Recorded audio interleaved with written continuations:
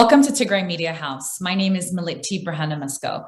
It's been exactly 1 year since one of the deadliest massacres in the Tigray genocide occurred in Axum. Information was slow to get out. In many cases, we didn't hear until a month or so after the massacre actually happened because of the government-imposed blackout of communication. When the stories did emerge, they were frightening. We heard of hundreds and hundreds of people who were killed around Maram Zion Church. We heard that bodies were not allowed to be buried and that hyenas ravaged those bodies on the street. We heard that Eritrean soldiers were merciless in their acts and properties were looted. There were so many crimes that occurred.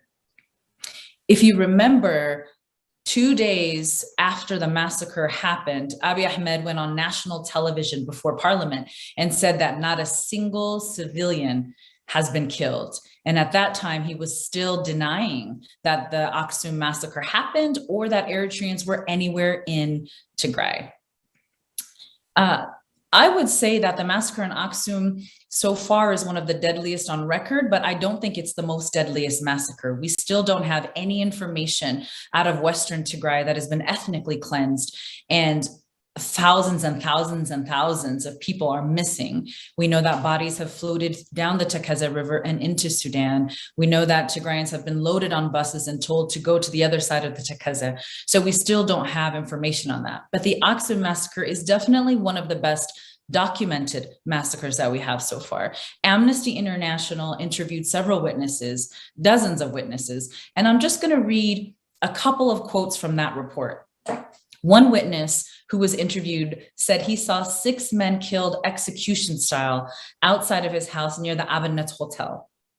He said, and I quote, "They lined them up and shot them in the back from behind. 2 of them I knew. They're from our neighborhood. When they asked, 'Where's your gun?' they answered, 'We have no guns. We are civilians.'" Another witness was quoted saying, "The bodies that were lying around Abenet Hotel and the Seattle Cinema were eaten by hyenas. We found only bones. We buried bones. I can say around 800 civilians were killed in Axum." Those are just some of the quotes in a very lengthy report by Amnesty International. I want to bring, we have 2 guests with us today. One is Tsaggai Hailu. He is a historian and legend in Axum. He has spent decades of his life working on the health, water, and sanitation projects in Axum, very involved with the schools, including the university. And he's also one of the individuals who helped create the Axum-Denver sister cities relationship. After that, I'll bring up Solomon Mahretab, who is an eyewitness to what happened in Axum. He was there during the massacre. So Tsaggai, can we start with you? Can you give us, first of all, thank you both for being here. Thank you for having me. I'd like to start with you, Tsaggai. Can you give us just a little bit of information about Axum? When I describe Axum to people who don't know, I often say Axum is to Ethiopian Orthodox Christians what Mecca is to Muslims. Can you just give us a little bit of background on Axum and why it's a significant city? What we know of Axum, actually ancient Axum, is very little because there hasn't been enough archaeological research done. But what we know so far is really a very deep and very ancient history of Axum. Just to begin with, let me tell you something about the environment. What we see now in Axum is completely different from the environment of ancient Axum. You can imagine the tens of thousands of people that must have worked in Axum in order to create those artifacts that we see today. Tens of thousands of human labor was involved, and there has to be a very rich environment in terms of soil and water. And there was really very rich Axum at that time that supported that civilization that we see now as the artifacts as a testimony of that history. So that's very little of what we know so far. Mm-hmm. How old are the obelisks that are in Axum? And tell us a little bit about the stories that they tell. The obelisks came around the first millennium, the Common Era. King Ezana was at the transition from the pagan Axum, worshipping the sun and the moon, to the Christian Axum, when Axum became actually one of the first states to make Christianity the state religion in the world. King Ezana was at that transition period, and you could see the obelisk, the top of the obelisks is a crescent shape of the moon. And then after Christianity became the state religion, these artifacts completely stopped. There was no more obelisks built after Christianity became the state religion. And along with the disappearance of these obelisks or new obelisks, the tools that were used and the artisans that used these tools, we don't know what happened to them. We never had enough information about what kind of tools. We know they used metal tools, but exactly what kind of tools they were, we have no information yet. So that we're waiting for archaeological discoveries to show us those tools. So that's just briefly what the transition between the pagan Axum and the Christian Axum. And Ezana was reputed to be the first king, Christian king. One other testimony of that history is that the coins, the gold coins, silver coins, and bronze coins that Ezana created were actually equivalent to the Roman coins, gold coins and other coins. And it was in the world the first coin that had the Christian cross on it. The first coin was the Axumite coin, had a gold cross on it. And Axum was actually a major trade center with the world, right? Tell us a little about that. Absolutely. It was actually started from the ancient pharaohs. Mir is one of the ancient commodities that was valued by the Egyptians. Mir is simply etan, what we call etan today. And that is derived from the forests in Tigray. And Tigray was the source of etan for the Mir to send to pharaohs in Egypt and Greece. So along with that, there was ivory and the gold, and slave trade was some of the commodities that were exchanged for other commodities from the other world. So Axum traded with the Roman Empire, with the Persian Empire, and with India and China. And so it was a big, one of the actually strong empires of the day. And Adulis was the port through which this trade was being conducted. I remember, one of the things I remember when I toured one of the museums there is what you just said, that one of the three wise men was likely an Axumite because he's the one who brought the myrrh. I always remembered that. Tell us about Mariam Tion Church and the significance of the church and the Ark of the Covenant, because that is the site where this massacre happened, either in the church compounds or around the church. So tell us about Mariam Church. Mariam Church, I don't know exactly when it was built, but it was destroyed a few times. One of them was by Yurit Gudit, a Jewish queen, I guess you could say. And then it was rebuilt again. So it's a very ancient church. And Ethiopians believe that the Ark of the Covenant is actually kept in this church.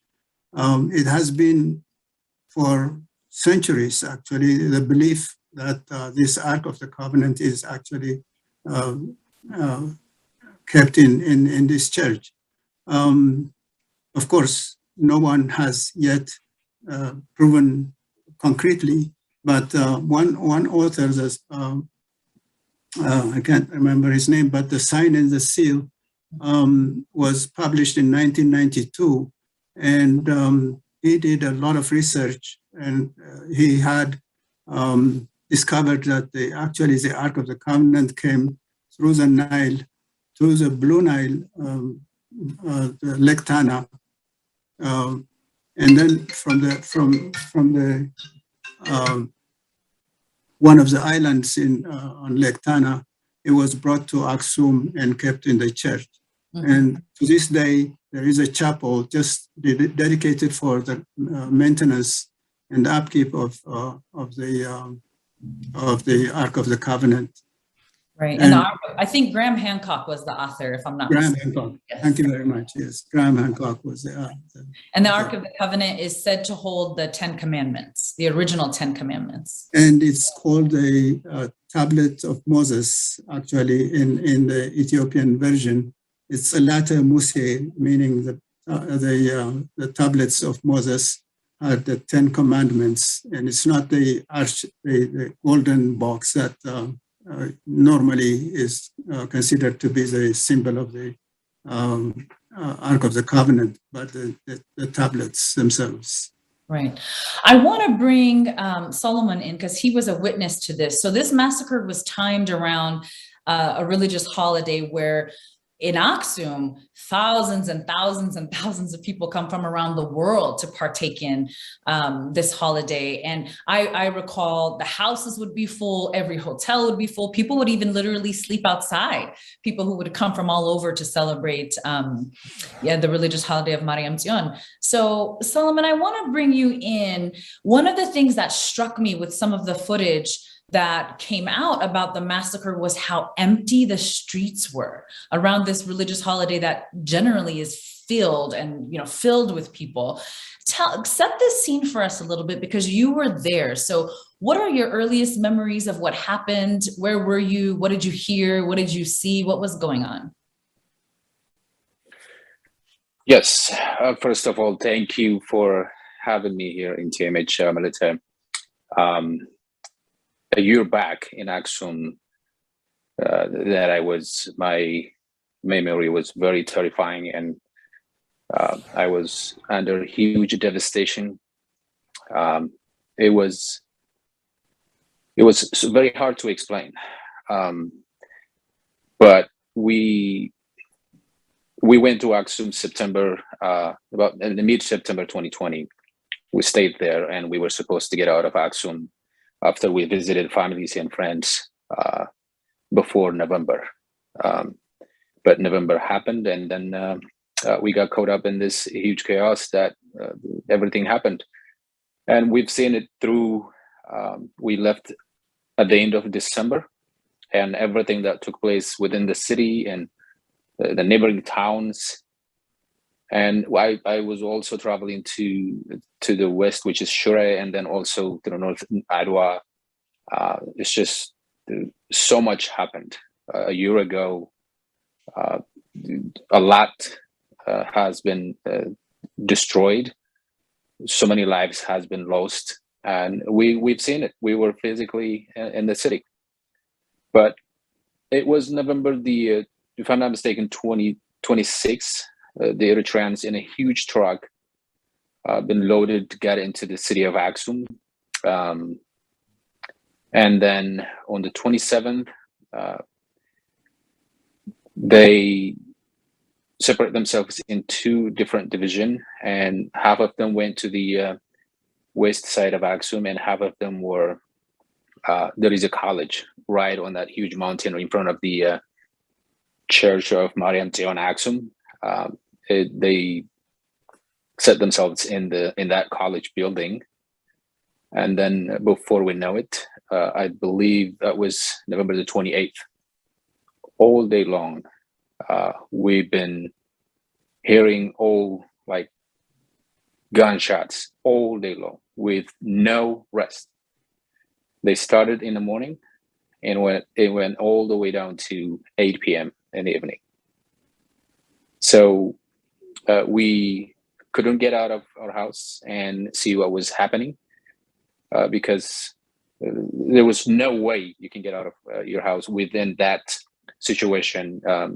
The gun shootings, and there was heavy artillery, like bombardment of the city also. So it was very terrifying. But we were able to get out of our houses the next day, and we found out like there was so many young and old and children's laid out on the street of Axum, shot to death. You saw that when you came outside. You saw those bodies on the street. Yes, and I was also one of the people who was picking up the dead bodies also. So it took place on November the 28th, exactly the same day like today, a year ago. And then also the worst thing they did was the next morning of November the 29th. But that day, especially in particular areas in Axum, to the high school area and an area called Seattle Cinema area and the bus station area, the Mikhail Church area, all of that around area, they went to house by knocking doors and killed anybody they find. Who's a young man, whose dad could be, anybody could be a soldier. So by going into house to house, the next day morning, they also did that. They killed so many innocent people in their house, right in front of their children, their wives, some wives and children that tried to stab them or say please. They were shot to death. Wow. So the 28th was the massacre outside of the church, and then the 29th is when they were going door to door, killing any young boys or men who answered the door. I know one of the things we heard is that they were killing young men because they didn't want them to grow up and seek revenge later. So they were going door to door to make sure they executed all these young boys. What was your understanding of what happened? So that night when you went to bed, the whole day you heard shooting. What were you thinking was happening that evening? What were your thoughts? There was helpless and hopeless. Those are the two things I can tell you. I couldn't help. At the same time, I was losing hope for what was happening. Because in those particular 2 days, of course, they were a mass killing by those people. But what most people don't talk about is prior to those days, from November the 4th, since they got control to Homora and Shure, and they got into Axum, there was so many lives we've lost. You can hear today, I remember that gentleman that used to be a police, yeah, they shot him to death. You remember this guy? Yeah, they killed him today. You hear today 5 people dead. It was next day 3. For months, we've been living under that kind of situation. And then there just happened to be those particular 2 days, November the 28th and 29th, was a mass killing that have done by those people. So to be honest with you, when you see those Eritrean soldiers, you can't even think they've been living as a human being, because they look like you just dig down and get out of them this ground. They're very skinny, with the crazy hair, crazy look, and you can see the Tigrayan youngsters, like, very in a great shape, very good looking and strong. But the only thing that was prevent them from doing anything was just those people carry a gun. And there is no hesitation. It's just looking at them in a certain way would have you killed. Were they saying anything to you guys? What would they say? Yeah. They call you so many names. You stupid Agame, stupid Tagaru, your time has come. It has been told the story. It is true. They tell you we've suffered for 27 years. Now this is your time. anything you do, anything you say will kill you all.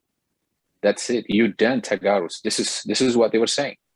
Wow. And that the things that has been said and been told, it is completely true. Wow. It is true. Yeah. Wow. And this is just we telling you what took place in a little particular area. In the whole Tigray, the story is amazing. When we get out of Tigray, we went to Adwa, Adigrat, Edaga Hamus, Roini, until Mekelle. And anytime we stop by, I used to try to ask anytime I go to a shop and get a water or something. And the story is the worst. It's just the worst. And that's what they were saying at that time.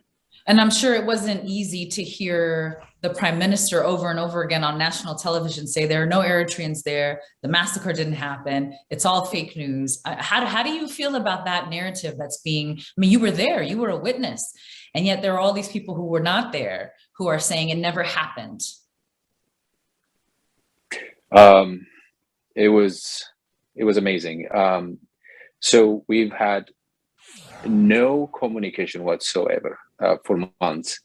There was no electricity, it was nothing. I had my computer, and then I would charge my phone and turn off my computer. Like I was using my computer to charge my phone. That's what I was able to record some videos. But I went to the city one day, and a battery to listen to the radio, a cell battery was just nowhere it could be found. And we've heard one shop has it one day. We went there, we bought some batteries, and we were listening to the radio. And I've heard him saying, this is physically myself, I've heard him saying, our defense force capture all the cities peacefully. In Shire, in Humera, in Adwa, no civilians have been killed. And that was after the massacre. And I just, I couldn't call him a government. I couldn't get the sense of a government when he said that. And he has his mass media's crew in the St. Mary Day feast. They were there. It happened to be they came on November the 31st, and he has all the information. He has the generals, and they get in touch with him. I've seen finally I've heard he's been captured, Major General Ferrede. He threatened me once. He got all the information. He can't even say he doesn't know about it. But when I heard him saying that, he became way less than a government. It was very, I don't even know how to explain it. It was just not even a child would lie or tell such a story. Right. Yeah. One of the other less significant, but also part of the story is the looting that happened. One of the quotes in the Amnesty report was, they took the TV, a Jeep, the fridge, 6 mattresses, all the groceries and cooking oil, butter, flour, the kitchen cabinets, clothes, the beers in the fridge, the water pump, and the laptop. So not only were people completely, being shot on the street, but they were being completely looted to a point where they couldn't even survive. I mean, imagine beer in the fridge. I mean, literally everything was taken. Did you witness that type of looting as well? I did. I was really risking myself. So our house is all the way down behind the stele, the Axum Obelisk, right? The St. Mary Church. And then I would go all the way down to downtown Axum all the time, see what is happening. I used to put my cell phone between my legs, hide on my cell phone, and every time I have a chance, I could record, but it was very risky to do. But you can see them like breaking into all the shops. There was no shop in the city of Axum that was not breaking into. Jewelry shop, clothing shops, everything, like coffee houses. All of them was just broken. Glasses were shattered, heavy, like a metal door. It would be like breaking into. You can see them like bent over, like all the doors and stuff. It was a total destruction. Wow. I've seen them on my own eyes, looting the the soap factory. It's all the way down by the side of the city. We try to stop them and beg the Ethiopian National Defense Force if they can stop them. They would go and talk to them and back again. They were very powerless. The Ethiopian troops were just very powerless. I'm glad you brought that up because that's something that's come up a lot as well. We keep hearing that most of the people who were killed by Eritrean soldiers. And also a lot of the looting was Eritrean soldiers. And federal soldiers were there, but they were just watching. And you described them as powerless. Say more about that. Absolutely. So you can see them, the Ethiopian soldiers, just laying down on the side of the street. But on the other side of the street, you can see the Eritreans were just breaking into houses, killing, scaring people, asking if they have any jewelry they should give. Women's jewelries were taken so much. The gold jewelries they do at the cultural women of Tigrawiti, so many of them were robbed in the city of Axum. I'm talking about in the city of Axum what took place. So much happened in different parts of Tigray, but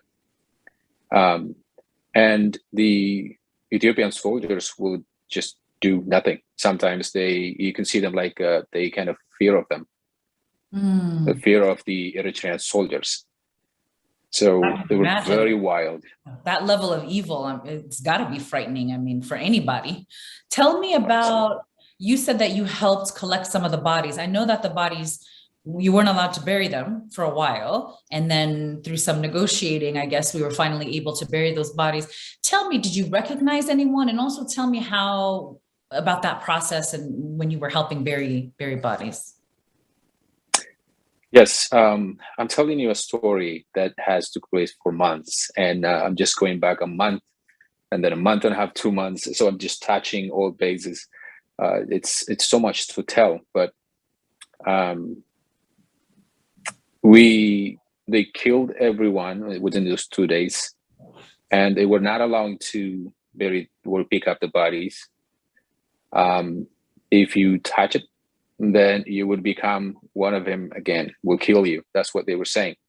So you can see your own brother laying down dead, been for 2 days outside, swollen his body. He starts to smell. You can't really do anything. And you can imagine, you can imagine that person yourself. And it's just, the feeling is just, you hate to leave. It's just, living is just for nothing. With your own brother, your own dad, or your own cousin is laying down on the street. So that's what they used to say. And then all of a sudden, November the 31st, Monday, St. Mary Day, the Ethiopian troops came with 4 civilians that was sent by the government, they told us. And we reached out to them and we told them, hey, we've had a really crazy 2 days, very horrible. So many lives we've lost. You can see them on the street laying down. They see them themselves too. Would you please help us to bury the body? And they said, okay, we'll discuss it. We'll ask them. Those are the Ethiopian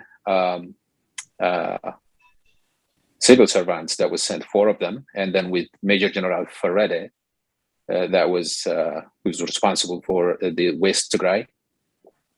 And we were amazed. I mean, what's going on? So they are going to go and ask the Eritreans if we can pick up the dead body and bury them. We were fascinated. We have no idea what was going on. And then they came back to us and they said, okay, you can pick up the body and go ahead and bury them. Wait, let me get this straight. So the Ethiopian officials said they have to go ask the Eritreans for permission to bury the bodies. Absolutely. Wow. Absolutely. This is not a story. I was very active in the city of Axum. People were fearful for my life. I was going down and were very fearless, talking to the Eritreans and the Ethiopians. I once got confronted with an Eritrean soldier. He almost wanted to kill me. I was saved by, there was a mystery. But at that time, they said, okay. And then everybody was just running around, used what we call it gari, a 4-wheeler that is operated by horse. That's what we were using. It's just pick up the body, put it on on the top 6, 7, 8 people. I can't remember, 10 people maybe, just from all the way north Axum, coming roll the body to St. Mary Church.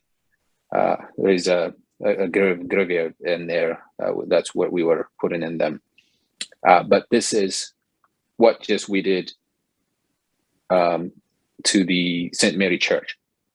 So many has been buried in the Michael Church, and there is an Aunaragawi Church, many different ones. So that was one of the things in the Amnesty report as well. They were able to verify through satellite imagery the mass graves that were dug and bodies. You could tell that the land had been altered through that satellite imagery, which then gave credence to the story that Tigrayans were giving, that this actually happened. I want to go back to Tsegai. I know, a lot of priests and religious institutions have been attacked over the past year, and that has to be on purpose. El Najashi Mosque was also hit and was looted. There are stories about, there was one particular story in the Telegraph about 78 priests who were all killed in one specific town or one area. There was another story about 12 deacons, all under the age of 25, who were lined up and shot and killed. And of course, Abune Matias is on house arrest after speaking out about the genocide. So it's like, why do you think that these religious sites are being targeted? Why do you think religious leaders are being targeted? Give us your insight, from a historical perspective. Yeah, I think the genocide had many facets. Of course, the massacre is very clear. Killing, wanton killing without any cause, any reason at all. But there was psychological too, in order to crush the spirit of the people and subjugate them to whatever the government wanted to do. Like, for instance, during the rape, the women were told that they were being cleansed from the bad blood of Tigrayans. It was a psychological warfare as well. And bombing the monastery of Debre Damo, for instance, it's one of the sacred places, and that bombing of the monastery there also was, calculated to, destroy the resistance and the pride of the people. And one thing that surprises me, though, is why didn't they destroy the obelisks, the Eritreans, when they were going through all this ransacking wealth and everything else? Why didn't they destroy the obelisk? I am surprised about that, because that's another symbol of pride for the Tigrayans, for the whole history of Aksumite past history. So there was a lot of psychological warfare going on in order to just simply crush the spirits of the people of Tigray. And they didn't manage to do so, because now we know that was just, foolhardy that they would try to do that. Right. What do you think the significance is of not allowing people to bury the dead bodies? I mean, I know that it's also, in one respect, just to create fear, to say you could be next, but Tigrayans are very spiritual and very religious, and bodies are buried right away when someone dies. There's not. What do you think why do you think they did that? I mean, it's basically a continuous drama for them, because killing and burying him immediately makes the whole thing forgettable.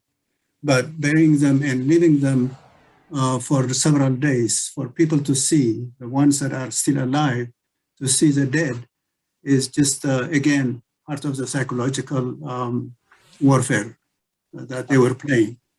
So it's not only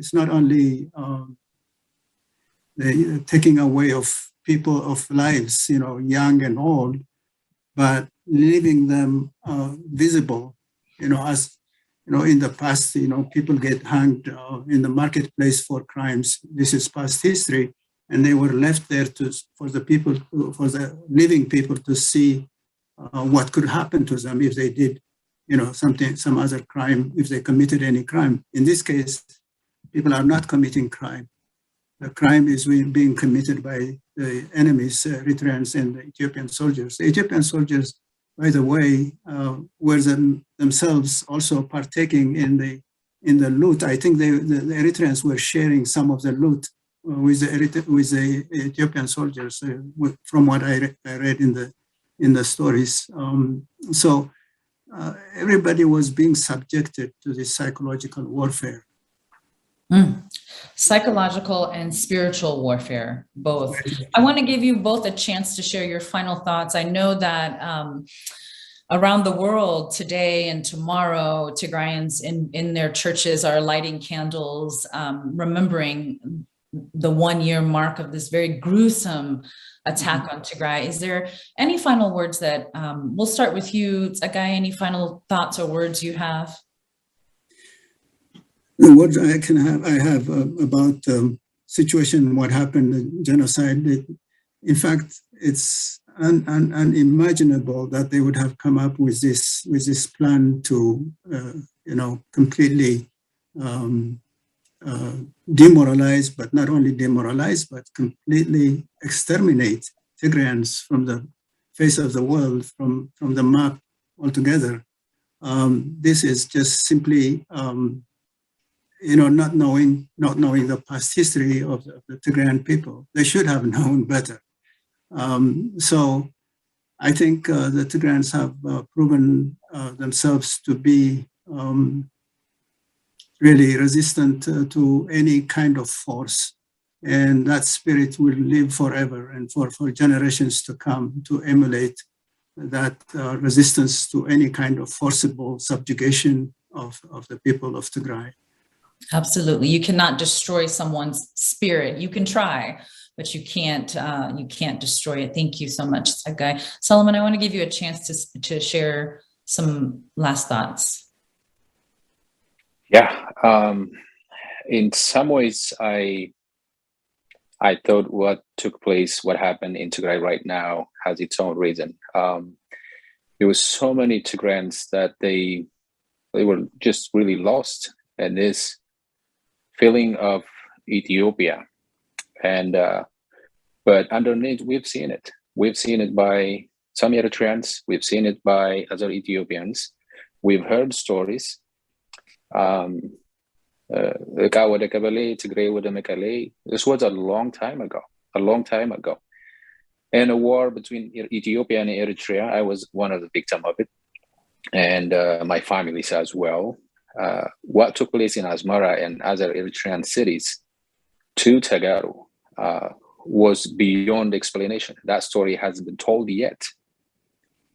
It's considered as a political issue, but what happened to Tagaru, the crime that was done over Tagaru in Eritrea, the 1999 and 2000, that was very similar to what took place by the Eritrean soldiers in Tigray today. So it's a great thing that Tagaru has a reason now to think who's their neighbor. The Ethiopia, they think the other regions, what they think about them and what love and hate they have for Tagaru, now it reveals. It's great. We lost so many lives. There was so much destruction, but lesson does not come that easy. That's what it is. So I'm glad Tagaru, they have a reason to know who they are, where they should be, who they should be friend with today. But this shall pass, and we should be united. Otherwise, we would not get out of this mess. And we are. I'm very proud of Tagaru, the diaspora, and back home as well. It's the history of Tagaru. That's what it is. This is not the first time. Maybe my little knowledge, this is the fourth time, maybe. I don't know. Mirelik, Haile Selassie, Derg, and then here he is, Abiy, right now. I remember I was a little child when the Derg time. I've seen soldiers. I've seen dead people back then too. I was a little child. I remember. And I've never knew this would happen again at this time of my age.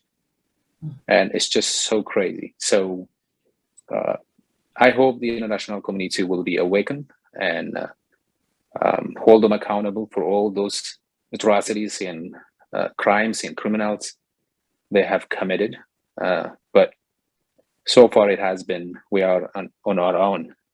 So all Tagaru, stay strong. And this will pass. That's what I wanted to say. Thank you, Solomon. Thank you for sharing your eyewitness testimony. That's really powerful. The depravity and just the cruelty of the Eritrean soldiers, I think, still shocks us, even as you recount some of the things that you saw. And the truth is, I want to remind everyone that Tigray is still under siege. We still actually don't have access to the people. We still don't know the full extent of the crimes and the atrocities that have occurred. So if this is the little bit of information we're getting, you can only imagine how much more has happened to the people. So at this point, just their survival alone is what we need. That's what we're hoping for the people in Tigray. Abiy Ahmed, there was a joint investigation, but he wouldn't allow the UN into Axum. And so it's not a part of that so-called joint investigation that came out, which is really shocking.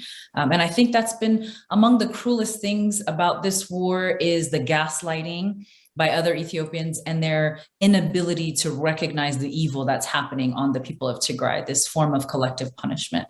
So thank you both for your time. Thank you for being guests today on this 1-year mark of the Axum massacre. I hope you will all light a candle, and we'll keep praying for the people of Tigray. Thank you very much. Thank you, TMH. Thank you.